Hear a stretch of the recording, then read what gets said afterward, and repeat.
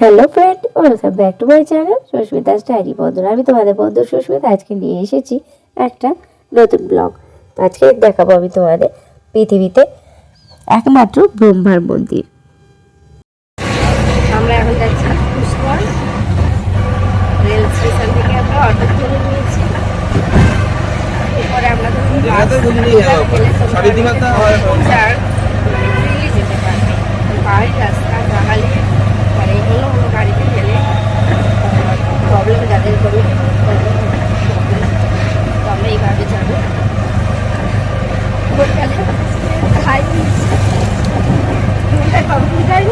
অনেক ভোরে উঠে যেতে বেরিয়েছি, ছেলে খুব ভালোভাবে হয়নি আর বসে বসে হাই তুলে যাচ্ছে। দেখো আমরা এখন বাসে উঠে গেছি। রেলওয়ে স্টেশন থেকে অটো করে এলাম, যেমন 50 টাকা করে নিয়েছে, এই সরি 50 টাকা নিয়েছে আমাদের দুজনে। আর এবারে এই বাসে উঠছি মানে এমনি 20 টাকা করে সফারি, কিন্তু যেহেতু সকালবেলা সকালবেলা বলে আমি আর এই করলাম না। আর বাসে উঠে গেছি এখন। বাস স্ট্যান্ড থেকে ওরা বাস স্ট্যান্ড দেখি কতক্ষণ লাগে, মনে হয় 8 ঘন্টা লাগে কথা। দেখি কতক্ষণ লাগে, তারপর দেখে বলবো আর 15 টাকা করে নেবে। এখন আমরা সুন্দর পাহাড়ি রাস্তা উপভোগ করতে হতে এগিয়ে যাব পুষ্করের দিকে। আর দেখো বন্ধুরা, এটা হচ্ছে আন্ডারসাগর লেক। এটাও কিন্তু আমি পরে তোমাদের দেখাবো। আগে ঘুরে আসি চলো পুষ্কর, আর আমার সাথে তোমরাও উপভোগ করো পাহাড়ির এই সুন্দর রাস্তা। পৃথিবীতে কেন একমাত্র ব্রহ্মার মন্দির আছে এই পুষ্করে? কি সেই ঘটনা, কি সেই কাহিনী, তোমাদের কি কারোর জানা আছে? আজকে আমি সেই বলবো তোমাদের গল্পটা। তো সঙ্গে থাকো আর পুরো ভিডিওটা দেখতে থাকো, নাহলে কিন্তু এটা থেকে তোমরা মিস করে যাবে। এই বাসগুলোই যাই পুষ্করের দিকে, তো আমি তোমাদের দেখিয়ে দিলাম। এখানে আমরা বাস স্ট্যান্ডে বসে আছি, আর দেখো ওখানে গিয়ে একটা মিষ্টির দোকানে চলে গেছি, কারণ ওখানে খুব সুন্দর জলখাবার পাওয়া যায়। ওখান থেকে জলখাবার খেয়ে আমরা রওনা দেব মন্দিরে। কেমন খাচ্ছি দেখো, আমরা খাচ্ছি কচুরি, এক ধরনের কি কচুরি, মানে এখানে রকমেরই খাস্তা কচুরি বলছে, এটা এরকম ভেঙে খাওয়া হয়। কেমন খেতে? এই হলো খাস্তা কচুরি। এরপরে আমরা ওখান থেকে একটা টোটো বুকিং করে নিই, আর টোটো করে ওখানে জাস্ট 5 মিনিট মতন যেতে হবে, তাহলে আমরা পৌঁছে যাব মেন জায়গায়। এখানে প্রত্যেক বছর খুব বড় উটের মেলা বসে, মানে দেখার মতন হয় সেই মেলা, আর সেটা হয় জানুয়ারি মাসে। তো বন্ধুরা, তোমরা পারলে একবার জানুয়ারি মাসে গিয়ে দেখো, ভীষণ ভালো লাগবে সেই মেলাটা। ওখানে পৌঁছেই দেখতে পাবে এরকমের অনেক দোকান, অনেক কিছু শপিং করার জিনিস পাবে তোমরা ওখানে। তো টাইমটা অনেকটা কেটে যাবে ওতে। এছাড়াও নানান রকম ডালার দোকান আছে ওখানে, ওখান থেকেই পুজোর সামগ্রী কিনতে পারো। যদিও পুজো ওখানে হওয়ার কথা না, কিন্তু ওরা ব্যবসার জন্য এরকমের ডালা বিক্রি করছে, আর ডালা না কিনলে ওখানে ঢোকা যাচ্ছে না, মানে জুতোটা রাখার কোনো ব্যবস্থা নেই। চলো এবারে আমরা এগিয়ে যাচ্ছি ঘাটের দিকে। যেই ঘাটে আমরা নামবো ওই ঘাটেতে স্নান করা হবে আগে, তারপর স্নান করে ওখান থেকে পুজো দিতে যাওয়া হবে। তো যাই, স্নান করবো বলে আমরাও এগোচ্ছি, দেখা যাক কি হয়, আর তোমাদেরও দেখাচ্ছি। সাথে থেকো বন্ধুরা, পুরো ভিডিওটা দেখো। আমি সব ডিটেলসে তোমাদের দেখিয়ে দিচ্ছি, কিছু হোটেলও দেখিয়ে দিচ্ছি, যাতে তোমাদের সুবিধা হয়। দেখো এবার আস্তে আস্তে আমরা ঘাটে নেমে পড়েছি, এই দিক থেকে নেমেছি আমরা। আর এবার তো স্নান করা হবে, তার জন্য ব্যবস্থা করা হচ্ছে যে কোথায় রুম পাওয়া যায়, রুম নিতে হবে। কোথায় ড্রেস চেঞ্জ করার, এখানে একটা রুম আছে, কিন্তু রুমটা যথেষ্ট নোংরা আর ইউজ করা হয় না বলে, মানে সেখানেতে কুকুর থেকে শুরু করে গরু সব ঢুকে বসে থাকে, তো খুবই অসুবিধা সেটা। আর দেখুন আমি ঘাটে নেমে কিন্তু এখানে ব্রহ্মার দর্শন পেয়ে গেছি, এটা ভীষণ ভালো লাগলো।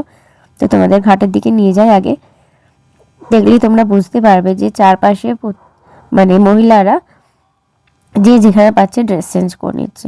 তো সবার পক্ষে তো সেটা সম্ভব নয় যে সেখানেতে ওরমভাবে ড্রেস চেঞ্জ করা। তো এখানেতে ড্রেস চেঞ্জ করার একটা রুম থাকলে অবশ্যই ভালো হতো, কিন্তু একদমই ব্যবস্থা নেই। দেখো এটা ড্রেস চেঞ্জ করার রুম, আর একদমই ইউজ হয় না, আর ভীষণ নোংরা, মানে পা রাখা যাচ্ছে না।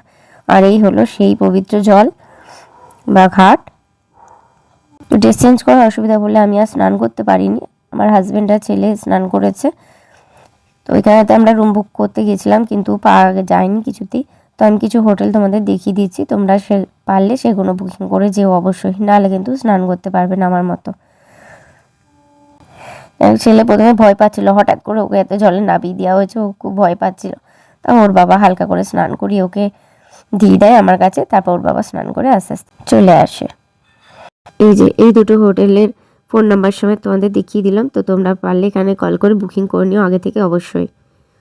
এবারে আমরা মন্দিরে যাব দর্শন করতে, কিন্তু ওখানে দর্শন করতে যাওয়ার আগে নিয়ম হচ্ছে ডালা কিনে নিয়ে যেতে হবে, তবে জুতোটা রাখার জায়গা পাবে, নাহলে ওখানে কোনো রকম জুতো রাখা যাবে না।